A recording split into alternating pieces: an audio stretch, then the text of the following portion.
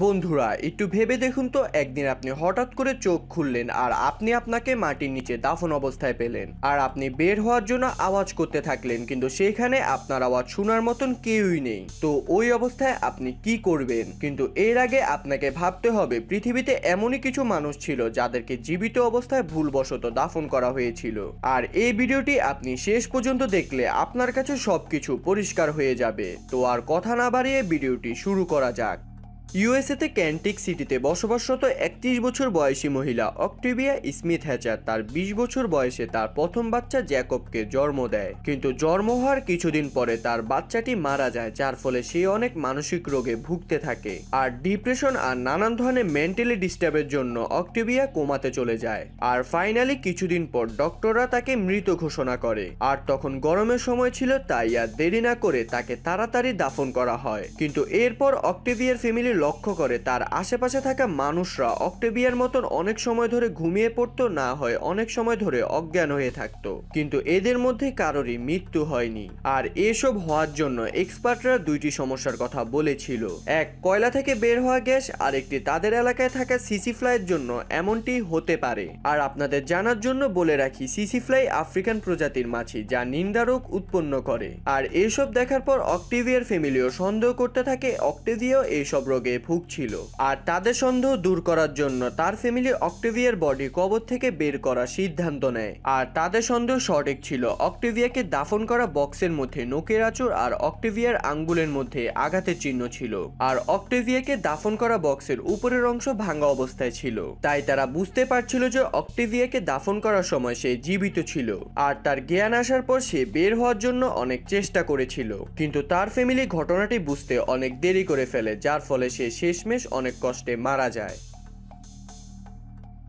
আর এমনই একটি ঘটনা 1967 সালে ঘটেছিল 19 বছর বয়সী ফ্রেঞ্চ বয় অ্যাঞ্জেলো হ্যাচের সাথে। অ্যাঞ্জেলো বাইক অ্যাক্সিডেন্ট করে গুরুতর জখম হয় এবং অ্যাক্সিডেন্টের সময় ইটের দেয়ালের সাথে বাড়ি খেয়ে সে মাথায় অনেক আঘাত পায়। অ্যাঞ্জেলোকে সাথে সাথে হসপিটাল নিয়ে যাওয়া হয়। ডক্টররা তার পালস চেক করে, কিন্তু তারা কোনো রকম রেসপন্স পায় না, যার ফলে তারা তাকে মৃত ঘোষণা করে। কিন্তু এরপরও তাকে 3 দিন হসপিটালে মেডিকেল অবজারভেশনে রাখা হয়, কারণ এর মধ্যে তার শরীরে কোনো মুভমেন্ট হয় নাকি তা দেখার জন্য। কিন্তু এরপরও তার শরীরে কোনো মুভমেন্ট না পেয়ে ডক্টররা তাকে দাফন করার জন্য অফিসিয়াল ভাবে ডিক্লেয়ার করে দেয়। আর অ্যাক্সিডেন্টে তার চেহারা এত বাজে অবস্থা হয় যে পরিবারকে দেখতে না দিয়ে মৃত ঘোষণার 3 দিন পরে তাকে দাফন করা হয়। কিন্তু একটি লোকাল এনজিওকে অ্যাঞ্জেলোর অ্যাক্সিডেন্ট ক্লেমের ইনভেস্টিগেশন করার জন্য দাফন করার 2 দিন পর তার বডিকে আবার বের করতে হয়। কিন্তু এরপর এনজিও লোকেরা যা দেখেছিল তা দেখে তারা হতবাক হয়ে যায়, কারণ এনজিওর বডি এখনো গরম ছিল আর তার নিঃশ্বাস চলছিল। তখন তাকে আবার হসপিটাল নিয়ে যাওয়া হয় এবং ডক্টররা মেডিকেল চেক আপ করে বুঝতে পারে তাকে এখানে নিয়ে আসা লোকেদের কথা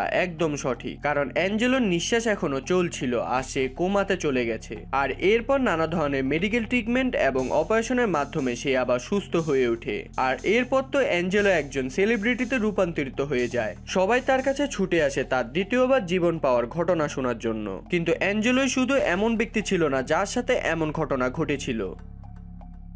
সাউথ ক্যারোলিনার 30 বছরের একজন মহিলা অ্যাসিড আম্পা তাদের মধ্যে একজন ছিল। 1915 সালের দিকে হঠাৎ করে তার মির্কি রোগের প্রবলেম হয়। তখন তাকে হসপিটাল নিয়ে গেলে ডক্টররা তাকে মৃত ঘোষণা করে। তখন তার পরিবার সব নিয়ম কানুন মেনে তার দাফনের কাজ শেষ করে, কিন্তু তার এক বোন আসতে দেরি করায় সে দাফন কার্যের সময় উপস্থিত থাকতে পারে না। তার বোন বাড়িতে ফেরার পর তাকে শেষবার দেখার জন্য অনুরোধ করে, যার ফলে কবর থেকে তার লাশ উঠাতে গিয়ে সবাই যা দেখতে পায় তা দেখে সবাই বাকরুদ্ধ হয়ে যায়। অ্যাসিড আম্পা বডি কবর থেকে বের করার সাথে সাথে সে উঠে বসে এবং অবাক দৃষ্টিতে সবার দিকে তাকিয়ে থাকে। তৎক্ষণাৎ তাকে ডক্টরের কাছে নিয়ে যাওয়া হলে বোঝা যায় ডক্টরের ভুলের জন্য তাকে জীবিত অবস্থায় দাফন করা হয়েছিল।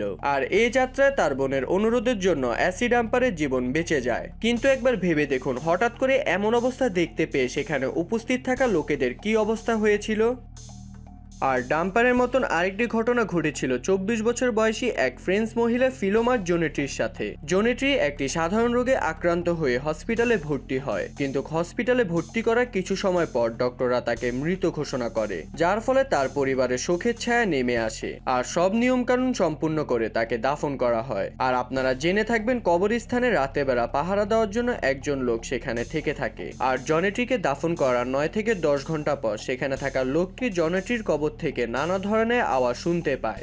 আর লোকটি সকালে ঘটনাটি সবাইকে জানালে সবাই ঘটনাটি জানার উদ্দেশ্যে জনিটির কবর থেকে তার দাফন করা বক্সটি বের করে। আর খ্রিস্টান মানুষদের কফিনের মধ্যে দাফন করা হয় তা আপনারা জেনে থাকবেন। আর বক্সটি খোলার পর সেখানে থাকা লোকেরা দেখতে পায় বক্সের মধ্যে অনেক আঁচড়ের দাগ আর জনিটির শরীরের মধ্যে অনেক আঘাতের চিহ্ন। আর সেখানে থাকা লোকেরা তৎক্ষণাৎ তার নিঃশ্বাস এবং সে বেঁচে আছে কিনা তা চেক করলে বুঝতে পারে যে সে সম্পূর্ণ মৃত। কিন্তু বক্স আর শরীরের দাগ দেখলে প্রমাণ হয় যে জনিটিকে দাফন করার পরও সে জীবিত ছিল।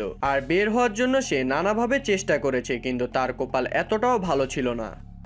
কিন্তু এখনকার এই আধুনিক যুগে এমন ঘটনা অনেক কমই ঘটে থাকে। আর আগেকার সময় এত ভালো আধুনিক মেডিকেল সুযোগ সুবিধা ছিল না, যার ফলে অনেক সময় ভুলবশত এমন ঘটনা ঘটে যেত। কিন্তু দিন দিন চিকিৎসা ক্ষেত্র উন্নত হওয়ার সাথে সাথে এখন এমন ঘটনা একদম হয় না বললেই চলে। ভিডিওটি ভালো লেগে থাকলে লাইক কমেন্ট করুন। আর এমনই আনকমন আর ইন্টারেস্টিং ভিডিও পেতে আমাদের রহস্যের কুড়েঘর চ্যানেলটি সাবস্ক্রাইব করে পাশে থাকা বেল আইকনটি ক্লিক করুন। ধন্যবাদ।